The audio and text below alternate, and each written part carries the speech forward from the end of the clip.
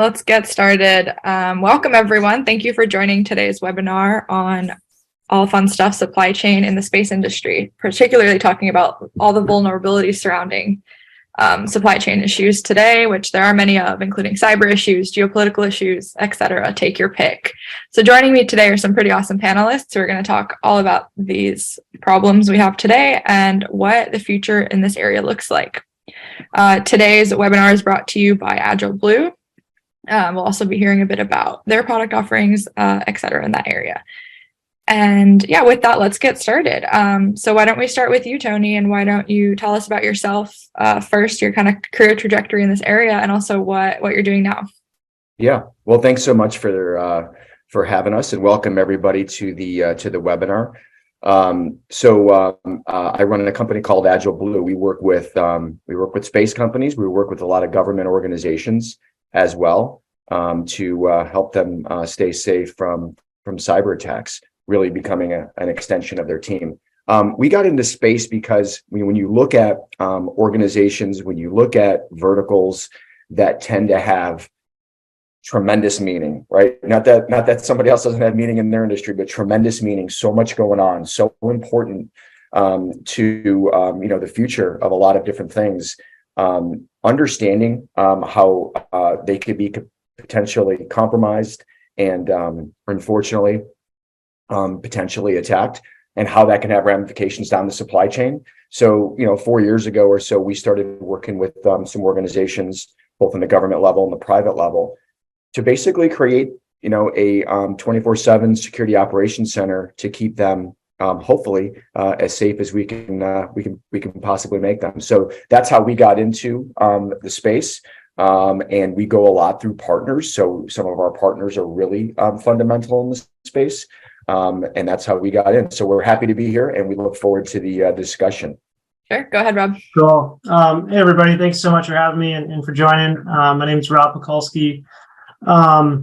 My career has always been in advanced manufacturing supply chain. So did a number of years over at SpaceX and then a number of years over at Virgin Hyperloop, all different variety of different supply chain leadership roles. I'm now co-founder and CEO of Datum Source. Datum Source is a tech-enabled procurement services company. So companies hire us, mostly aerospace, defense, robotics, things like that. These companies will hire us to source hardware on their behalf. So we will source mostly custom engineered hardware. It's kind of our main core competency, but we also do a lot of commercial off-the-shelf items as well. We also have a SaaS product that customers subscribe to that helps them do supplier identification, supply-based management, as well as secure quoting to their suppliers. And I guess I'll go next. So I'm Charlie. I've been in space, mostly defense space, for the past 20 years. I'm a technologist, so I've been focused in research and development. I've had a lot of hands-on hardware, and most recently I was working on the hybrid space architecture, which is this concept of the DoD leveraging commercial, allied, and government assets together in a holistic system that's agnostic to the warfighter to kind of create an effect for them. I now work at Aerospace Corp as a systems director at the Commercial Space Futures office. So now trying to even more so bring commercial into the limelight for integration into the space and for the warfighter. Sorry, the Q&A box was blocking my unmute button. I was like, okay. So let's dive into our first topical question after those great intros. So what are some of the biggest trends and need to knows you see around the space industry supply chain today? I can jump in. I'm going to give you a really, really high level view. So the first thing I see is space is becoming more accessible, right? We're seeing more partners in space, both allied and near peers. So the price that launch is now at, and the accessibility with nano satellites has really opened up a whole new just layer, in effect. It's no longer, a couple players, key players in the field, right? With that, we're seeing, of course, the commercial and industry blossoming, right? And so that's really awesome in the sense that, again, the public-private partnerships are becoming really popular, and we're really trying to make, just increase efficiencies throughout the whole supply chain and really make it cost effective, which again, kind of it drives even more so that accessibility. And then lastly, with the artificial intelligence, I think again, you're going to start to see costs even reduce even further because you're no longer having to have people press buttons all the time. You're going to be able to really start to move data and create information very quickly to get data products out to who and when and where they need it. I think one thing I would add there, that's a fantastic start. The only thing I would add is I think everybody on this call is probably amazed with the trajectory, and no pun intended, on space, right? And we see it every day in the Payload newsletter, like more companies getting funded, more companies working together. And it's tremendous, especially from the private sector and the commercialization. And, the one thing I think you see with that is not everybody has to be 1,000 people, 500 people, 100 people. You're seeing a lot of companies that are now entering the supply chain, providing whatever they're providing, technology, hardware, whatever the components might be, whatever the technologies might be. And these are small companies just getting going, right? And my background it comes from that startup space, not necessarily with aerospace, but when you see that, you are thinking about efficiencies and costs and all these great things that come with it, but you're also bringing in potential other vulnerabilities as well, because those government organizations, the organization has been around for a long time, have those processes really laid out. And what we've seen with some of these just tremendous innovative companies is pure innovation, which is amazing. But we've also seen then where they have some lacking in some of those processes and security and things like that. And that's where we might see some of the, a little bit of scary things that are starting to pop up. Innovation's awesome. Don't get me wrong. Please don't think I'm not saying don't innovate. Love it. But you got to close some of the loops as well when you're working with companies like that.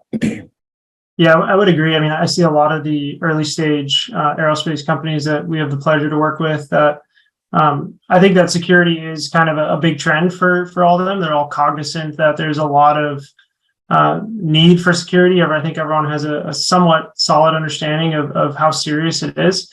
I think that there isn't the level of adoption that a lot of us like to see, I think, within a lot of those commercial startups right now. I think that there's a lot of maybe a lack of clarity flowing down from the government. I'm not blaming the government for that. I can kind of get into it. I think it's a dynamic problem, but I think that there's a lot of kind of top of mind, not top of action kind of going on with security often. And I think somewhat kind of related to that, and obviously I'm biased when I look at trends, when I just look at the supply chain side, but I think that, maybe you could argue the kind of negative side of what's going on right now is that, the United States in particular has, I'd argue for sure the best precision manufacturing supply chain in the world. And the problem that's going on right now is that it's a highly fragmented supply chain, and the far majority of those owners are around 60, 61 years old, and the next generation hasn't really shown that there's a ton of interest in taking over those family businesses or whatever else it may be. So there's kind of some, I'd say, lack of clarity there of kind of what's going to happen, because as Tony was mentioning too, there's so much, and Charlie mentioned as well, there's such this large ecosystem that's being established now of new OEMs. There isn't just, a few primes all stemming up to the government. There's now all this innovation going on, and it's kind of flooding the supply chain, which is good. But then we also have this problem coming of who's going to be running these companies. And I think the positive side of that is there's been so much innovation on the hardware side as far as how we can automate manufacturing in ways and things like that. The past few years has been tremendous there. And I think the kind of maybe less sexy side of that is the digital kind of infrastructure side of that has been amazing to see improve. Some fantastic ERP systems, MES, procurement platforms that are really kind of built for these use cases that I think are really propelling us forward. So still some lack of clarity on how things are going, but I think that there's some positive and some positive trends that are kind of filling some holes. Great. So already lots of conversation around security in this area. So what areas of the entire supply chain process are most vulnerable, and what are the biggest challenges within these areas? I mean, again, I think much at a much higher level. I just think, Tony just spoke to it. Just the complexity, right? Like there's just so many new players. we're creating this web, if you will, for lack of a better term, right? Where there's just so many vulnerabilities and complexities around not only the hardware side, but also the digital side. You brought that up as well. And so how do you start to, space is now going from a national capability to this global capability. So how do you shore up, this very complex global network that not only is about a physical layer, but a digital layer, and also on top of that, a geopolitical layer, right? That is severely complex to kind of maintain all of those relationships and chain management, right? And so I'm sure Tony and Robert, you have additional words on that, but that's where I see it. It's just complex. And so how do you start to break that down to solve and even secure that chain, right? Mm-hmm. Yeah, I definitely couldn't speak to the geopolitical, that's for sure. And I won't, because then I'll show my ignorance. But, a couple of things, just building off what Charlie was saying, a couple of things that, with innovation comes programming and source code and lots of application programming interfaces that companies are now sharing all this data with. And one of the things we've started to see, and I'm just trying to speak as vague as I can, because obviously we're customers in the industry, is compromises potentially in that area. And you've seen this in other industries where it's not somebody just hacking into something. And obviously what I'm talking about here is more on the security side, but really getting into the source code level and potentially planting things early on that then get into production, that then could potentially be shared along a supply chain of other providers.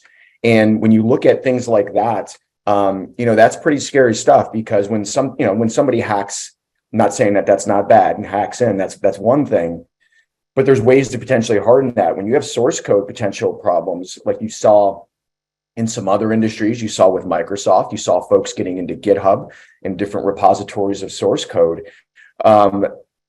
How does that, if that happens, how do you weed that out? So we've seen it also becoming more of a digital transformation thing, as it doesn't matter what somebody might do in the supply chain, and they could be a manufacturer, they could be somebody who produces the fuel, they could be somebody who produces code for technologies that go in. Source code compromises or potentially API compromises are shooting up like this. And the reason is because we all need this, right? And we're all utilizing it and sharing it. So that's what we've seen. And to us, that's pretty scary stuff, and something that needs to be top of mind. Yeah, I see something actually somewhat similar, and I'm actually very, very passionate about this, and I'm hoping it gets talked about more over the next maybe year. Is that I think, at least in my line of work, there's a lot of kind of, build the spec, right? Build this blueprint, this CAD, this supplier, build this part, right? And I think that, when you look at vulnerabilities, there is so much discussion, and for right reasons, of how the OEM sends those files to that first supplier, right? And that's good to do, and many aerospace companies I work with are good about that. I don't know if I can say, more than not, but I say many. So it's good to have discussions so more companies can keep using, GovCloud or whatever it is, so that they can send files correctly.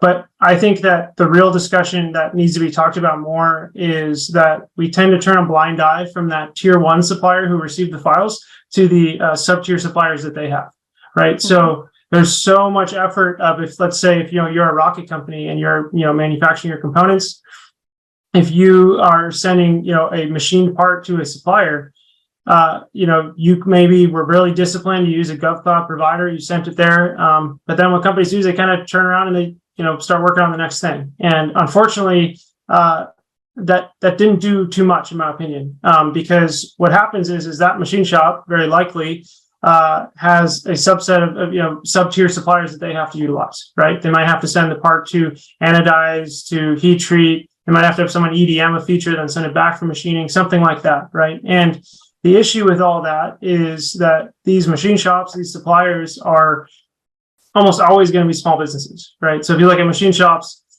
85% of these companies are under 30 people, right? So they don't have clear goalposts on how to be cyber compliant to what we need yet. And so the reality of what we know from a multitude of factors, I'm not blaming the suppliers, but they just really aren't very good at being cyber compliant to housing these files and distributing them. So what this means is that if you're a U.S. adversary, which unfortunately this does happen. I don't like to spread fear or anything, but if you look at the data, China mostly about 40 to 70% of it, Russia, North Korea, etc., are very much so ingrained in trying to steal these files. And I think the most vulnerable level is that kind of underbelly of the supply chain. The people that you are in the tier 2, tier 3 sector that we don't see, that the files are being exchanged so much in that line of work. So I think that there needs to be a lot of discipline from the supply chain team to, and maybe CIOs, whoever it may be, is kind of a partnership to be able to understand where are my files actually going, right? Let's not try to just give one check mark that we used a good service to send it to the first set of suppliers. I think there needs to be a genuine care about, IP and really understanding where those files are actually going, because I think that's where the vulnerabilities are. Yeah. Totally. It's a great point. One other point to make, Robert, just building off that is that's fantastic. And, the stealing of intellectual property and obviously being able to use that for whose ever nation state gain, whether it's monetary, whether it's just for understanding the tech. One of the things we're starting to see more of too is sometimes it's less on the monetization, it's bigger on the disruption. So I'll give you a vague example, but it was a real example. A very small machine shop who's been in business for like 50 years. God bless them. That's great stuff. And been providing, very little pieces, but very instrumental pieces. Small business, right? Got compromised. And the ramifications in the supply chain to large organizations was even shocking to the CEO themselves. Like they had no idea that if, you get a flat tire, it all of a sudden caused a 50-car pileup on the freeway. Right. And it's disruption that sometimes puts the bad guys in control, because again, it might be about monetization, it might be about stealing something, innovation, but also on the map. And it's that disruption that sometimes could just be like a bomb going off, and it's not as pinpoint as maybe trying to make money on ransomware or something like that. So absolutely great point, but that disruption is something that we've seen, and it was shocking the ramifications that it ended up having.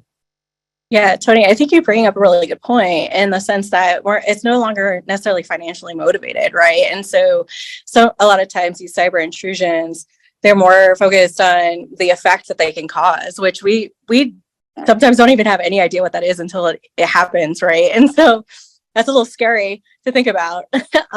And so, especially when you're talking about these small companies, they're doing their best, but how can we better educate or inform them to and put in place best practices, right, without stifling that innovation? So that's a really interesting problem to try to figure out, because you do want to protect the whole supply chain, but again, encourage that growth and innovation as well. So yeah, I mean, that's the tricky part with this, right? Is that, and I mean, my whole career has been about trying to help engineers build product as fast as possible, right? That's the line of work I enjoy, and that's what I hope keeps happening.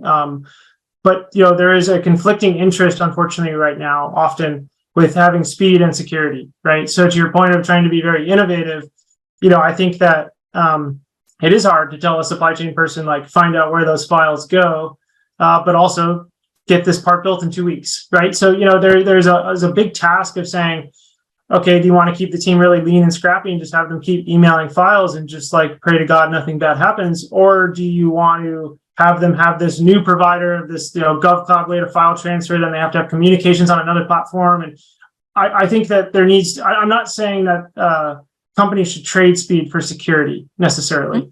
What I'm saying is that we need some better solutions that are able to cater to that better, where you can have security without compromising speed.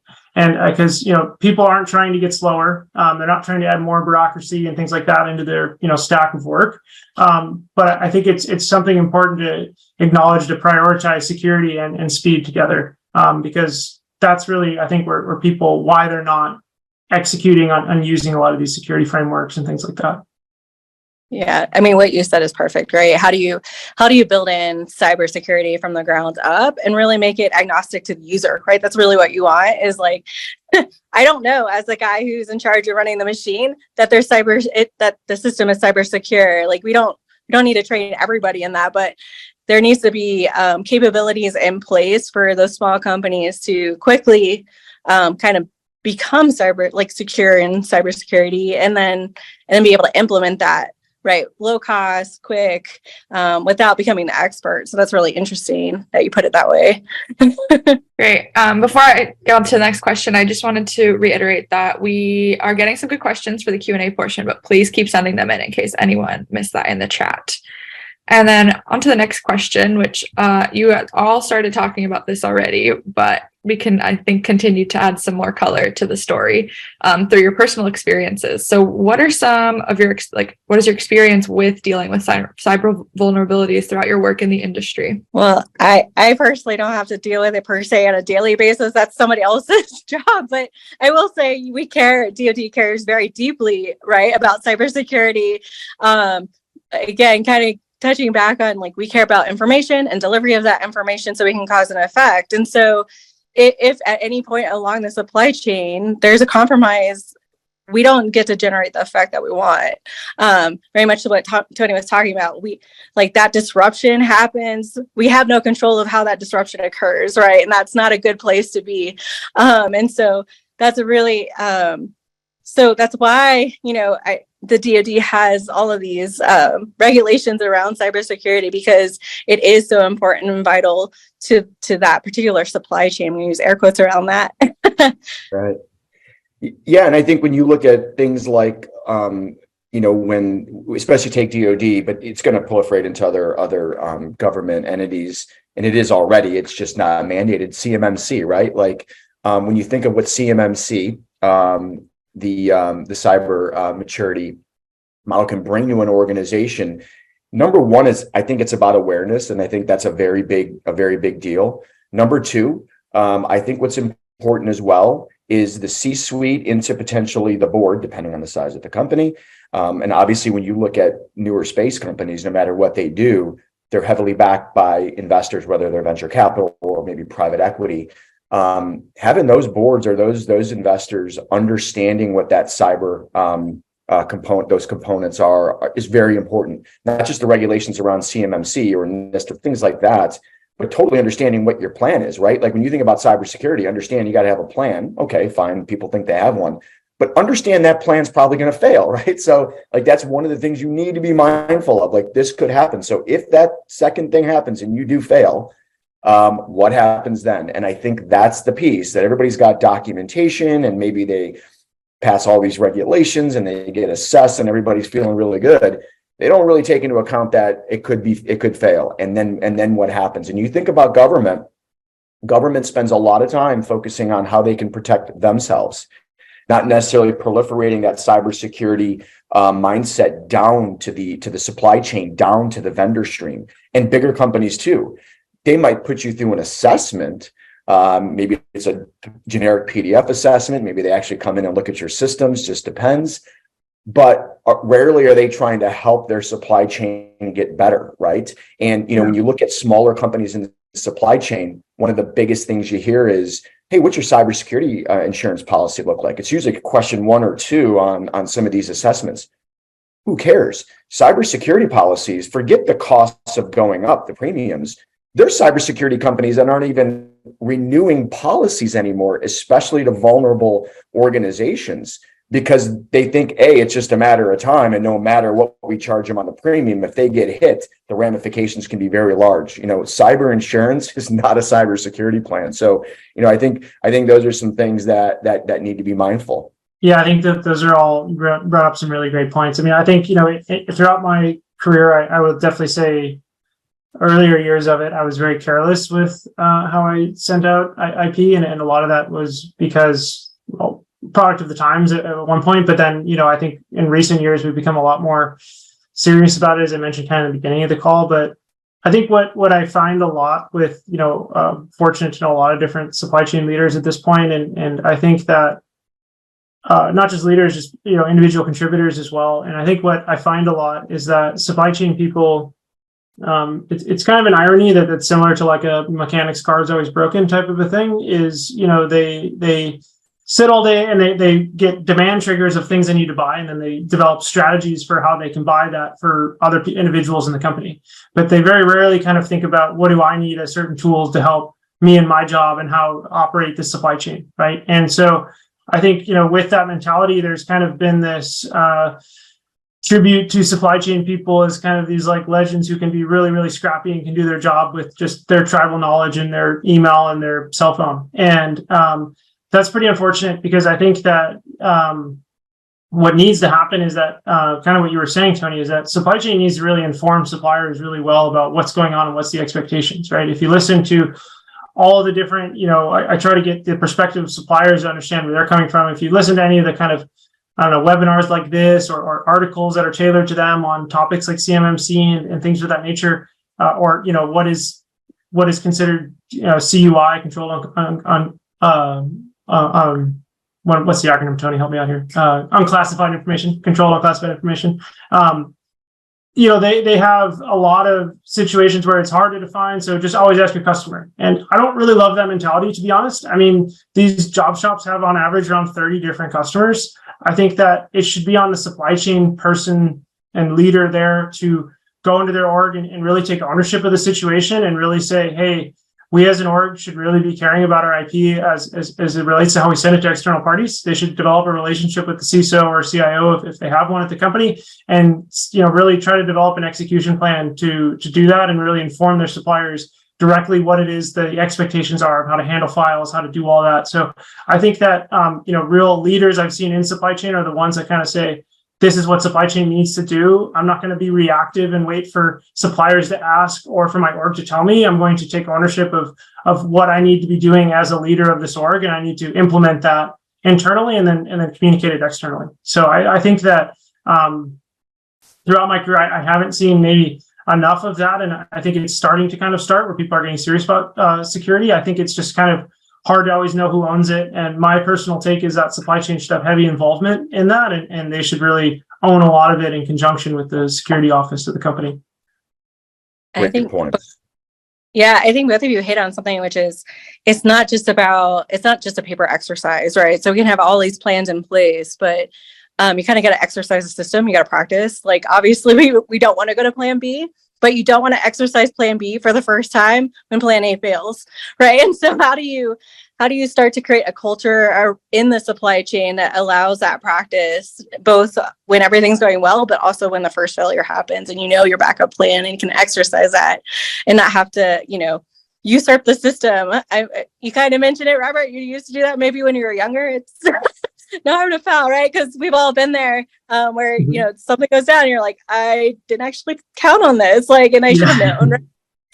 Yep, been there. Robert, have you seen companies that you've worked with? Have you seen them from a technology perspective starting to get more engaged with the CISO, the CIO of their supply chain companies to just have a good understanding, have a relationship, a good understanding what they're doing? Have you actually seen that be put to practice? Because it's a great point you bring up. Yeah, so what I see a lot of is, I think that a lot of the supply chain folks they kind of wait for the direction from the CISO, right? And I think a CISO is an incredibly busy job that has a lot of things going on, not just related to how we send files to suppliers, right? And so that's where I think that, how they see it is they're kind of like, oh, here's maybe a new digital tool that seems interesting. I'm going to go now take it to the CISO, send in their email inbox and wait to see if I get a thumbs up or thumbs down. Right. And I think that's kind of the wrong approach that I see too much of, to be honest. Like, I think it should be more of, hey, Mr. or Mrs. CISO, I think that, we should get more serious about this because I'm seeing our files go in and out. Like, how can I help execute on it? Like, here are some ways that I think I can help communicate to the supply base. Here are ways of tools I think we should use for traceability of those files. I think that it's less interactive, I guess, Tony, is what I'm trying to say. It's more kind of, supply chain, they are kind of trained, right, to just be like, what's the demand trigger? And then let me get to my strategy, right? And they just try to work in constraints as opposed to try to think a bit more strategic at times. And I think that the organization could benefit if they had that more strategic ownership lens and worked in conjunction with the CISO on it. Obviously, they're going to give more direction. They know way more about security hopefully. So, that's going to be the case, but execution wise, I think they should be right there with them. So our next question was going to be, do you think the industry's supply chain is ready for major cyber threats? But I think we've abundantly clarified that the answer is no to that. So I think maybe a reframe that could be interesting for our audience is, and you've already also touched on this a bit, but where have you seen it work so far? Like in what areas, maybe it's outside the space industry, but what have you seen that's a good example that maybe we could bring into the industry, or something small within the industry, anything like that? I'll say, because we work in a couple of industries, not just space, I can say what industries have really began to tighten, their controls, and it's financial services. I used to actually, way back when, I ran a fintech company, and when it was actually a competitor to Rocket Mortgage, and when homes closed, fraud came in big time, and cyber came in big time on the last thing that happens when you buy a house, and that's a transfer of funds from the lender to whomever it's going to, a bank, a person, wherever it's going. And for many years, this plagued the industry. And people put great controls around it. And the reason I was asking Robert that question is CIOs and CISOs, and this may be a tad before CISOs got ubiquitous. It was more the CIO. But the CIO with organizations, I don't care how big they were, small, medium, or large, were getting involved to know, hey, these are my 5 suppliers, 10 suppliers, whatever the number is, doesn't matter. And got a personal relationship with them and understood what they were using for all their cyber stuff to make sure there were those protections. And then using third-party applications like a security scorecard, just to understand, from an external scanning perspective, what their vendors look like. So I think financial services, even though they're still in the crosshairs and get beat up all the time, everybody does, did a good job. Healthcare, and we have a lot of healthcare customers, so I hope they're not on this thing. They're probably not. They probably do the worst. They just do the worst. And a lot of it comes down to funding, right? It just does. Would you rather save lives or put money into cybersecurity? And sometimes you can't do both. But space is so, and I understand it's not new, but it is. When you look at the cycle of innovation, in our opinion, it's new, right? And all these new industries and new companies popping up are new. And it doesn't matter if they've been in a CIO or a CISO somewhere else, they're coming into something new. And I think it's just going to take time to proliferate to get those processes in place. The difference of space is there's a lot that can go wrong. There's a lot of providers. When you look at your SBOM, I think somebody was asking a question about the SBOM and things like that. Those could be very long lists, big lists with a lot of providers in them. So there's a lot of work to be done there. But hopefully that helps. But financial services really started getting their stuff together by getting more integrated in what each other was doing. So would you say, though, Tony, was that driven by government regulation, or was it just, monetary, because these people are losing money when they're hacked? Okay, yeah. With banks, it came down to one thing: money. And then, by the way, when they were getting beat by the hackers or the fraudsters, then they had to pay a fine, whether it was SEC or whoever was regulating, FDIC was regulating the banks. With financial services, it comes down to cash, right? And that's really the driver there. Yeah. Yep. That is one luxury. It's very direct to them, right? It's very indirect in aerospace. If your IP gets stolen, you don't see a direct cash hit of money out. That's right. Yeah, you brought up an interesting point, Tony, which is like, it seems like healthcare is underfunding cybersecurity, right? And maybe that's why it's lacking there a little bit. And so I think, especially for space, we sometimes think too hard about the sensor or the information, the data, right? The widget, if you will, and lose the forest to the trees, right? How am I protecting that movement of data, right? and because it just seems so maybe a little bit more abstract, right? Because it's going to space, and so it's just one of those things that like one layer removed, maybe.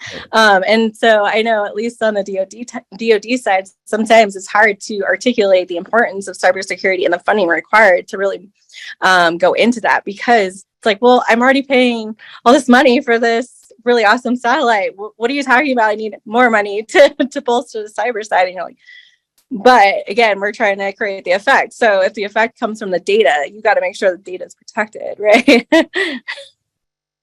Yeah. I think on this topic, I think I'm very optimistic about the future of I think where we'll be with security. But I just think that, the history of kind of where we're at, it's tough to say that we're ready for a cyber threat, right? If you just a very, very 30,000 foot overview of it, right? You had 2015, I think it was, the Obama administration put out NIST 800-171, and that was a self-assessment framework for the suppliers within the supply chain to say, basically check the boxes to make sure you're cyber compliant. And that honor system of self-assessment didn't work. And so they tried to make what Tony mentioned, CMMC, which is,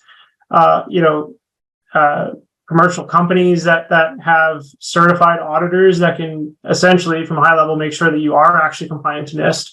But it has taken years to really figure out what CMMC is going to be and how we're going to execute it. And last I looked, Tony might have better numbers. You might too, Charlie. I don't know. But there's I looked maybe a few months ago, there's 150 auditors that are certified only already, and maybe 30 to 40 companies that can hire those auditors. And we don't even know how many companies are in the defense industrial base, which is, pretty synonymous with aerospace, right? In this sense. So, you have at least 300,000.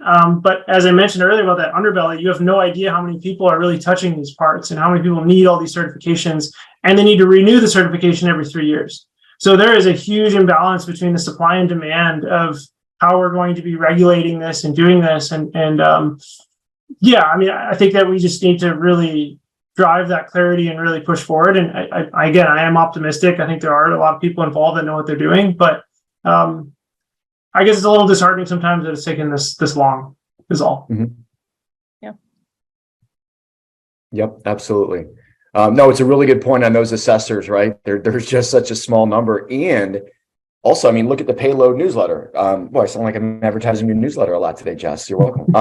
No, but when you look at that of new companies doing things, companies being funded, there's not just US companies in there. There's companies from Japan and Australia and Europe.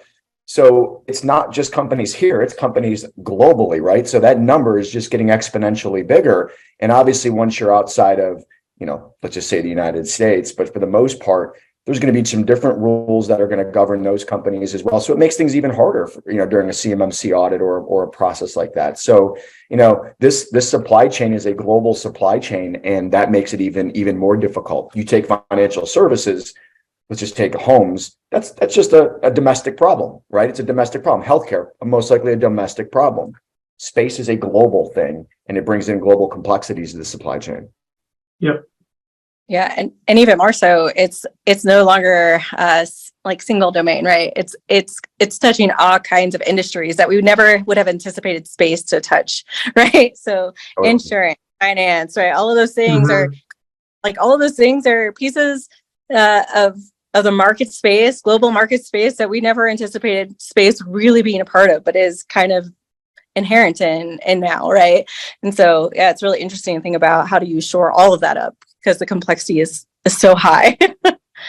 So, yeah, that's interesting about the role of regulators and government as well. So we see in other industries, and especially in aerospace areas, specifically around urban air mobility and things like that, these government groups trying to develop supply chain directly, more about the geopolitical and scarcity risks of supply chain, but definitely could be a space to get to address cyber issues as well. How do you see the groups like this and this interaction between, especially in space as more and more startups are manufacturing all along the supply chain? How do you see this interaction between the government groups and companies playing out?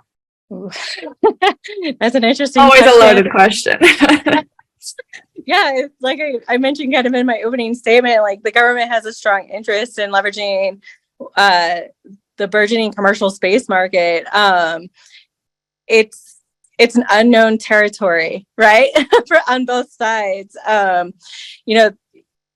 Especially DoD space has a tendency to over-define. I think, Robert, you brought that up, over-definition requirements. And over-process things, right? And so the short answer is I don't think we know yet, but we do know that we want to interact with commercial and we need to fix the problem, right? And so with that frame of mind, it starts to become a conversation. How do we enable commercial to interact with DoD? How do we allow DoD to interact with commercial, again, as quickly as possible? Because we certainly don't want to lose the capabilities, right? We don't want the commercial market to go elsewhere, for instance.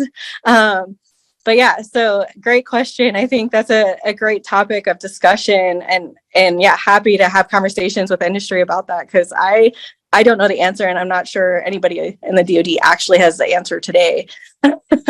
Probably not. And if you think about it, we just talked about 2 seconds ago, it being a global, issue, especially if you're working across a supply chain that's global. It's not just our DoD or our government entities. It obviously could be more and different ones who have, generally we see outside the United States even more stringent processes and and certifications that could even be more cumbersome. And I think that, again, this is a complete narrative. I have zero data to back up what I'm about to say. But, the US is the US. When you go to some of these other countries, they need to be very firm and detailed in what they do, because I just don't think they have the ability to waste and have the errors that we're able to have because of our sheer size, right? That's a terrible statement, and it should not work like that. It doesn't work in business like that, but it does work in government like that. So we've seen some overseas, some different countries who are very stringent on what you have to have. And when a supplier goes in there or is looking to be part of the process, they're just not passing the muster. I mean, they're literally getting shot down, and they're thinking, wait, I'm good in the United States. Why can't I do it here? It could actually be a big difference, very eye-opening for some of these companies. Yep. Yeah, it's an interesting point. I mean, I think, at least in my own personal perspective, I don't have too much involvement in working directly with government. So I'll preface that. I always work with the companies that are working with the government, so through kind of a middleman. But in my lens, of kind of similar to what you're talking about, Tony, is it's not directly related to your question, I suppose, but I think that there is where the government should be heavily focused on this situation, not just on trying to fuel innovation, which I think they've frankly done a great job at, right? But I think that this supply chain of these suppliers, that people are supplying the shovels and stuff for this gold rush, I think that we need to open that up more to the world. I think that for instance, we're a ITAR registered company, and we can be an exporter of that. But that was a very, very hard license to get, and it's very hard to find suppliers who will also play that game, right? And so I'm obviously only talking about allied states that want to use our advanced supply chain, right? I mean, everyone knows there's a lot of manufacturing in, say, Asia and things like that. But I think it's important for people to know that the U.S., as far as precision manufacturing goes, we're very damn good at that. And I think it's important that we kind of share that with a lot of countries that are also getting very interested in space. You look at, Australia, areas of the UK, things like that. I think that there is a lot of opportunity to help grow our internal manufacturing and really leverage all the expertise that we've been building since around World War II, basically, that I think that we can really share with the world. And I think the government could play a really helpful hand in helping facilitate that. There's a lot of rules in there for good reasons. I'm not saying they just make it free range, but I do think that they could help kind of elevate the companies here to be able to expand into those markets and help some of those other countries also that we're friendly with innovate. So we have quite a few questions from the audience, but we also have a few questions left. So we could power through potentially. That could be great for us. So what else keeps you up at night about these issues? My favorite question to ask, especially in a cyber context. I'm happy to start with one. I mean, I just quickly will say, I mean, it's kind of related to your last question too, but I think I get frustrated a lot where people are kind of being very reactive, waiting for the government to come out with stuff, right? There's a lot of complaints about, CMMC is taking so long and this doesn't work, and all these things. And like, the reality is that there are ways you can work with someone like Tony, to give you a shout out, that can help you have cyber compliance, right? There are solutions out there that exist. The government isn't telling you all the solutions. They're building frameworks and they're trying to help. And it's taking a long time because it's the government. I think that companies should just get internally serious about it and be proactive about cyber, as opposed to waiting for regulations to come to force it to them and their suppliers. So I think it's and then, again, I totally understand there are a million things going on when you're trying to build a new satellite or rocket or whatever else it may be, rover. But I do think that it is a really important thing if you care about your company's IP, or you care about bad actors, receiving that IP and replicating it, because we all know that does happen. I think it's important to be proactive and not wait on the government, because we just never know how long that's really going to take before it's enforced and it's a law. And I think it's an irony sometimes is I think the people who complain that the government's taking too long are also oftentimes the same types of people who say that they want less government everywhere, right? So I think that they should kind of live by that a lot, and be a bit more proactive. I'm not trying to virtue signal or anything like that about it, because I'm certainly acknowledging it's a very, very hard thing to prioritize amongst the million things you have to do. It's just something I'm personally very passionate about, and I think that there's so much hard work going into designing and building all this very innovative hardware, and it's a shame to see it stolen. So yeah, it's important. Robert, it's a true man. That was extraordinarily well said. And you know what's funny about it too? Yeah, you will hear a lot of folks saying, "Hey, we're not moving on X, Y, or Z right now because we are waiting for the next thing with CMMC, or we're waiting for the government to get back to us on this." And we're saying, "Hey, just pretend it doesn't. Let's assume it doesn't get finalized, or the government doesn't come back. That does not absolve you from what could potentially happen if you're breached, or you are the linchpin, or I should say the weak link in a breach that hits other suppliers into potentially the major supplier. You've got to take care of your business." And I think one of the ways to do that is number one, this isn't just the problem of the CIO or the CISO, or if it's a smaller company, it might just be like a director of IT or security or something. This has got to be front and center. I don't care how big you are. You can be the biggest company in the world or the smallest company in the world. Doesn't matter. It's got to be a CEO and a board level discussion on the management discussions every week, month, whatever it is, and whenever the board is. Because if something does happen, there's no saying, well, we didn't realize, we were vulnerable, or we didn't realize. Like, that's not going to fly. And if insurance doesn't kick in, or it could lead to people not being able to utilize you because of what happened, that's obviously devastating for business, right? It's not just dollars and cents. A lot of people can pay fines, but a lot of folks can't come back from absolute disruptions in the supply chain, as we've seen with just, buying food at the grocery store since COVID, like little things like that. So when you think about space, it's obviously magnified even more. So, Robert said it perfectly, but I also then add the visibility into the C-suite is so important, because IT people can only do so much. If this isn't a strategic shift from the C level, sometimes it doesn't have the visibility and the priority that it needs. Yeah, I don't know how much I have to add here. Great discussion. I will say, this is a little less cybersecurity specific, but when I think about what we need down the pipe in 5 years from now, how are you creating an ecosystem that's interoperable with each other, right? From innovation all the way to operations. And so that includes, things that seem benign, right? Like encryption, right? and compact ways, right? And so, again, as the network becomes more complex, so does the level of interoperability in that network, right? And right. So as you add, say, friendly nation states, as we add a whole host of different suppliers, right? How are we making sure that information is safe, but also usable across the network? So that's something that kind of keeps me awake at night. Yep, totally agree. Cool. We will dive into some questions from the audience and then return to our final question if we have time. But so on the topic of government offices, a very timely question, especially based on all the opinions shared so far. Our experience of government cybersecurity offices is their first desire is to protect their turf and avoid being seen as making mistakes, which is not a good approach to help companies protect themselves from attackers. Could you recommend first points of contact to get actionable mission-driven advice versus a labyrinthian mess that is the usual contact with a government department? Sure. Contact me after this webinar, and I'll get you in touch with people. But yeah. Happy to do that.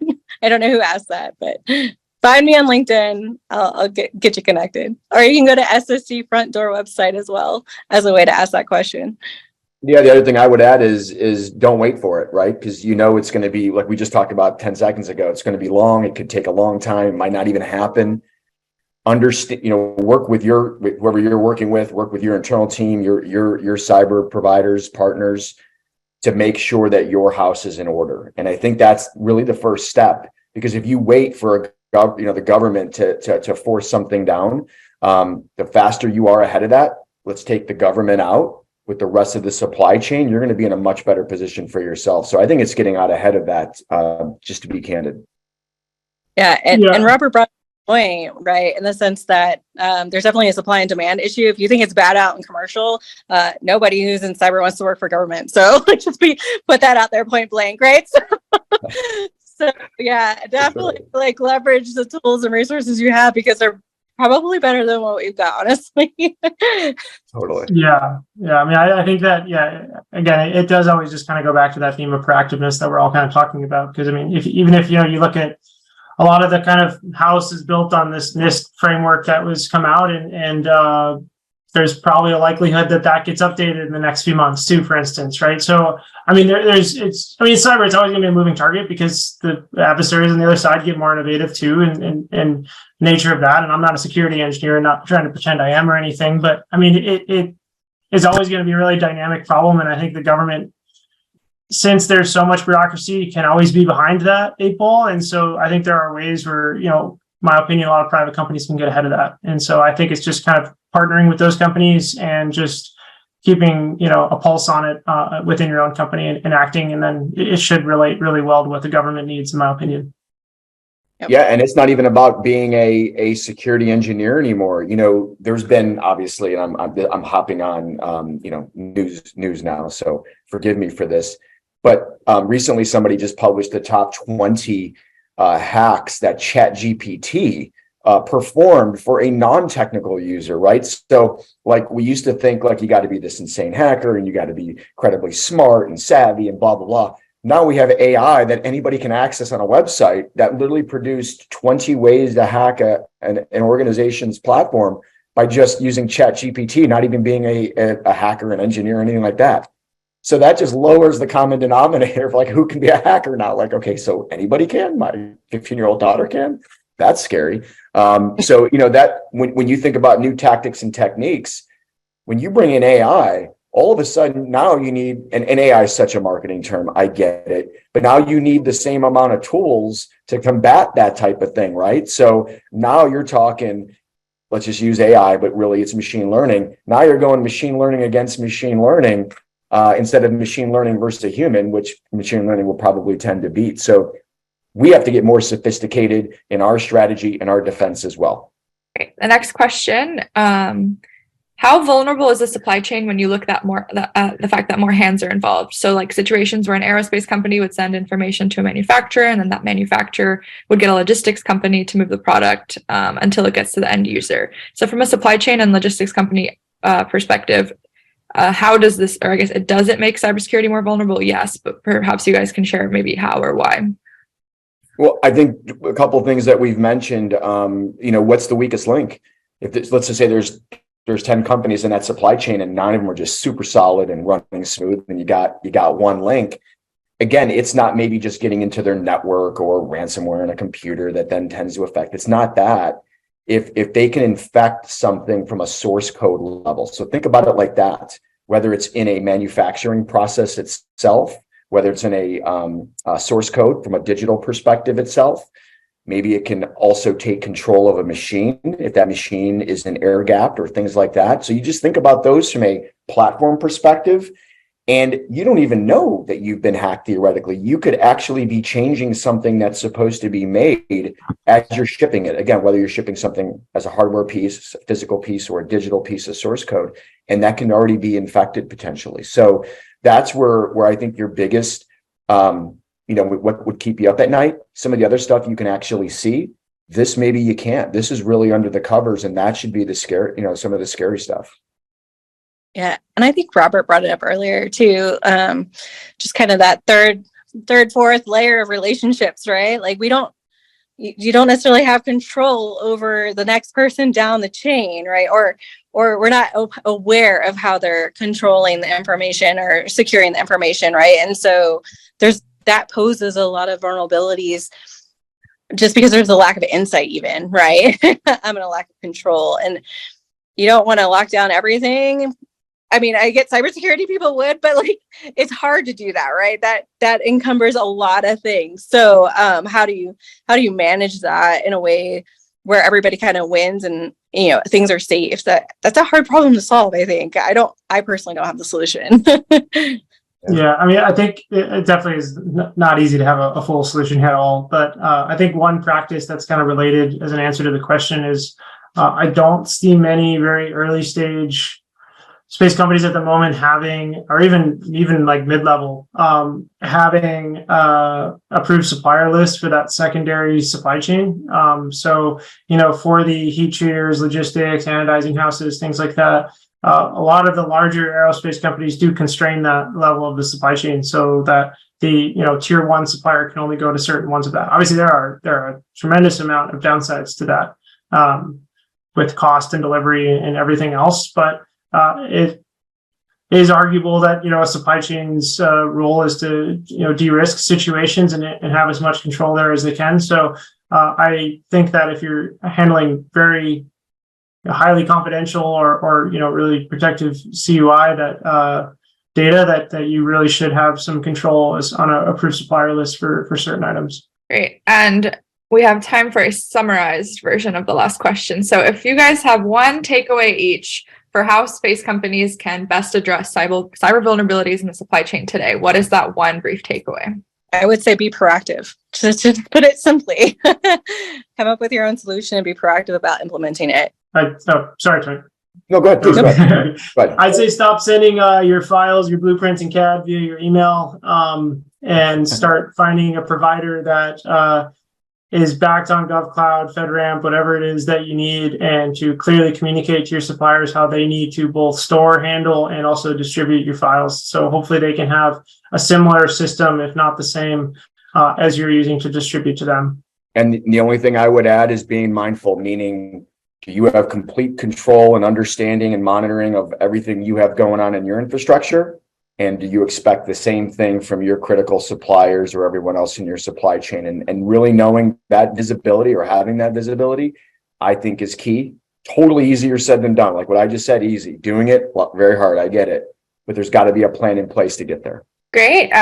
Thank you all to our panelists for an amazing discussion today, and to our audience for listening and providing great questions. So if you are not subscribed to Payload, payloadspace.com is where you can find more information about our daily newsletter and other products like future webinar, podcast, etc.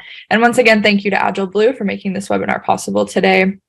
If you need to get in touch with us or any of the panelists, I'm sure everyone's fine with finding them on LinkedIn or something like that. And we'll also be sending an email afterwards with some more information about things. And Agile Blue likely will as well.